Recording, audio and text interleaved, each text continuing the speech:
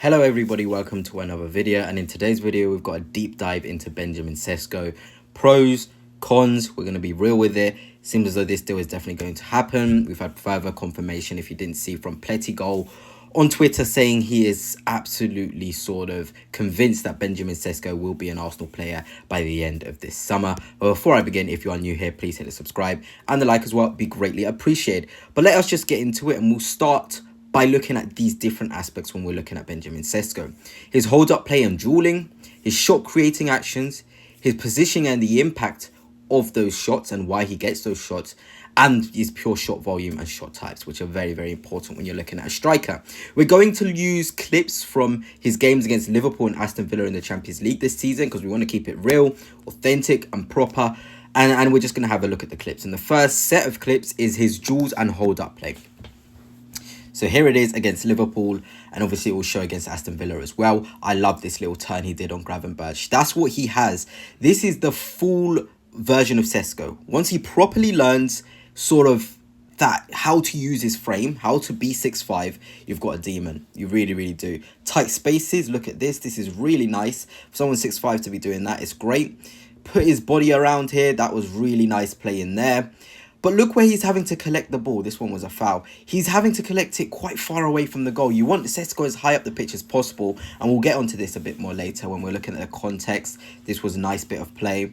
But again, look how deep he's having to come to receive. That ball is okay, but again, there's nothing more that Xavi Simons can do from a ball like that. And that's where he's got to learn a bit when to make a pass, when to shoot, and when to do a certain action. But this is all from this season. This is not bad whatsoever in terms of a hold-up play.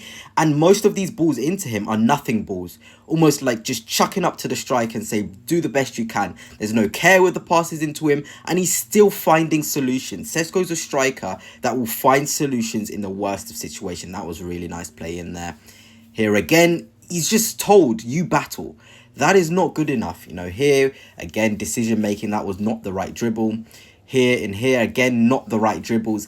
But then again, it's the system. He is so disjointed from the rest of the players in and around him that he feels like he has to do it. Here again, though, this was really, really good. This is what he can do. Fully grown into Sesko will be doing that for fun against anyone. Those sort of dribbles in there. Here, what you will notice in terms of his dueling is if he loses a duel, it's because his anticipation isn't there. He doesn't see the defender making the movement to win the ball back. That's the biggest thing he needs to improve on, but it's so coachable. Knowing when the defender's coming to him and how to adapt and use his body when the defender gets onto him. This was good dueling. He's got great fundamentals already. I don't get this thing of Arsenal fans saying Sesko hasn't got enough now, it's potential. We're saying he's good enough now, but when we're saying potential, we're talking top 3 best strikers in the world. And you know how good you have to be for that. There's a lot of learning to be that. But right now, he's still very, very good. He's still got a brain. He knows how to use his body to an extent. Just thinking, under someone like Mikel Arteta, the way he's dueled here, the way he's held the ball up, the way he's sort of laid it off, it's great. It's great. It really is great for somebody who's so young against Liverpool and Aston Villa. 2 very, very good Premier League sides, by the way. And he's still dueling well against Canate. Now we're going to look at another thing, and it's his shot creating action. So whether it's his situation where he can pass and the teammate can have a shot, or the shots he has himself in these games. And here it is. The movement, great. To be in that position and head the ball like that, it is great. Obviously, there wasn't enough power on the cross for him to do much with it. Here again, I love this. The awareness. He has a good brain. I feel like it's quite underrated in terms of his brain and knowing what's around him.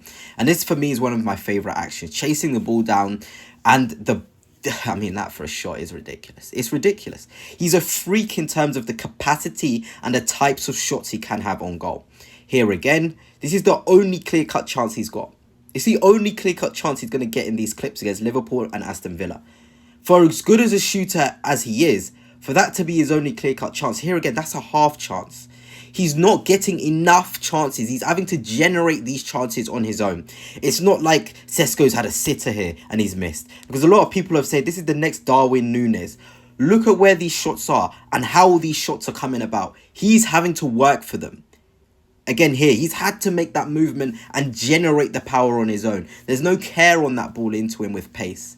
I don't know why this is showing one of his heads on. Here again, situation, the decision is made. He has to play that ball in there. Xavi Simons has to anticipate it. Here again, it's a nothing ball over the top. and he's having to shoot from these distances. This is a player who's good and having to create every shot by his own. Think about Arsenal. We get the striker to have shots. You know, that's the greatest thing about us. We allow the striker to be in a position where they don't have to fully overwork to get a chance. And that's why I feel like Sesko is going to thrive for us. I really, really do. In terms of, he won't have to work so hard for half chances and feed off scraps in our system. And when we talk about why that is, this is his heat map against Liverpool. This is not good enough. It's so far away from the goal, and the volume of touches in those areas in and around the box is not enough. And you'll probably be like, oh, Leipzig are a team that are not going to boss the possession against Liverpool. They're not going to have the chances for their striker to be close to the box that much. This is where it's going to be false, because I'll show you. They had 43% of the ball and Liverpool had 57% of the ball. Let's now show you the context. This is Havertz's heat map against Manchester City at home in the 5-1 win. Look at those touches. High in the box, higher up the pitch, in places where he can influence the game. And look at the possession. Arsenal had 46% of the ball, Man City 54%. So the same that Leipzig had against Liverpool, Arsenal had against Man City. And you'll say, well, Leipzig don't really play the game of Arsenal. That's the exact point I'm trying to make. Leipzig don't play the game that Arsenal play. And Sesko's having to come so deep and be the sort of guy creating for an Openda when he really should be receiving from an Openda. And is heavily sort of impacting the amount of shots he can have, the quality of shots he can have, the way he can impact the game. And you can just think about Arsenal, where he will be in positions like Havertz there. He will impact the game better than a Havertz in minimum 5 months' time. Already now he'll score goals and he'll be impactful. I'm not saying that won't be the case. But once he learns the hold-up play, like I've shown you, he's good. He's good already. He's got a good baseline, but it's anticipating the defender. Using his body, looking at the defender first, instead of looking at the ball. And you've got something there to work with. And now let's look at what everyone wants to look at. And it's his last 20 shots, I think. And again, just look. All of these shots he's having to do, it's from himself. He is having to create these shots. Except from that penalty. Here again, except this probably. But the movement to get there is brilliant. But look how much work he's having to do to get a shot off. And even if he's doing that work, he's doing it really well. Even that header, it all comes from him. He has to generate the power. Here again, edge of the box. These are the sort of shots that Sesko's getting at Leipzig. And they're really, really good shots he's doing with them as well. It's not like these are sitters. Look at that. It's so much work for a striker. And you're thinking about Arsenal. Havertz doesn't have to work this hard for an opportunity. Here again, this comes from himself. Anticipation. It's all on him. Here again, he's generating the power on that cross. Here again, it's his movement, and that ball ain't perfect. He's had to adjust his body. He's making low quality chances become high quality chances. And that's a shine of a fantastic, brilliant, incredible centre forward at 22 to be able to do this. Here again, tight angle. He's creating that opportunity. Again, he's flicking it. He's using that poor ball and he's being able to generate a shot. So when people are like, oh, his last 20 shots, you should see him, he's Darwin Núñez. No. He's creating all these shots on his own. He hasn't even got a chance to be Darwin Núñez because the ball isn't coming into the right situations because he's having to be so deep. And of course, we didn't really talk about other elements, his pass completion rate, all of that obviously on FBref. It doesn't show it to that great sort of standard. But look, his successful take-ons, he's a great dribbler. Once the ball is under control, I'm sure you saw in that... actually, let me go back to it.